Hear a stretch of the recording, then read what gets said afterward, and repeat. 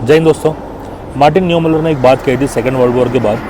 उसने बोला था कि first they came for socialist and I didn't speak out because I was not a socialist. Then they came for trade unionist, I didn't speak out because I was not a trade unionist. And then they came for Jews, I didn't speak out because I was not a Jews.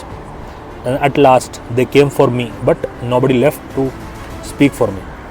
So बहुत बड़ी बात है जो आजकल ये चल रहा है इंडिया में, religion based, caste based and language based conflict चल रहे हैं इंडिया में, और ये बहुत ज़्यादा डेंजरस है और इसके ऊपर पॉलिटिक्स चल रही है और it's not a good thing to do that. और ये जो पॉलिटिक्स है लैंग्वेज पे और रिलीजन पे और कास्ट पे, it's not healthy.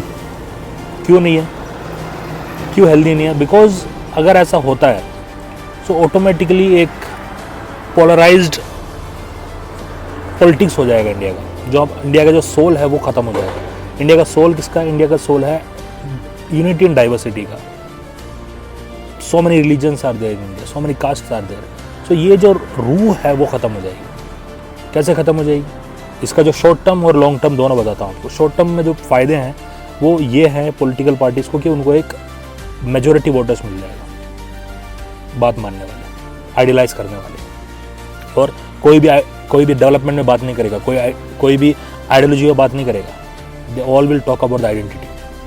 After that long term में क्या प्रॉब्लम है इसका? लॉन्ग टर्म में प्रॉब्लम ये है कि कोई भी बात ही नहीं करेगा, कोई भी बात डेवलपमेंट की करेगा ही नहीं एंड डेवलप होएगा ही नहीं इंडिया। लॉन्ग टर्म में प्रॉब्लम ये है। लॉन्ग टर्म में प्रॉब्लम यह है कि कोई डेवलपमेंट में बात नहीं करेगा और सब के सब जो इलेक्शंस हैं वो सिर्फ आइडेंटिटी बेस्ड बन जाएंगे इलेक्शंस। और इससे क्या होगा? इससे जो अच्छे पॉलिटिकल पार्टीज़ हैं, अच्छे पॉलिटिकल लीडर्स हैं, अच्छे लीडर्स हैं, वो बाहर नहीं आ पाएंगे क्योंकि कोई वोट ही नहीं करेगा उनको। तो आजकल हो भी रहा है ऐसा। अच्छे पॉलिटिकल लीडर्स हैं, अच्छे टीचर्स हैं जो पॉलिटिक्स में आना चाहते हैं, जो कुछ करना चाहते हैं, कुछ बदलना चाहते हैं, वो नहीं जीतते। When identity becomes the only currency in the politics, the soul of democracy is sold in the name of the representation. याद रखना इसको। और इसके बाद जो डेमोक्रेसी है वो खुद ही ख़त्म हो जाएगी क्योंकि डेमोक्रेसी का तो सोल है ही नहीं है।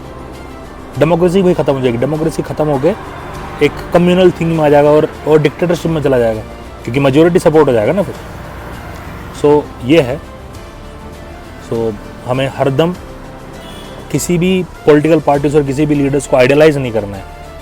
Always we should act like opposition. It's our duty to ask question to our representatives. So remember that.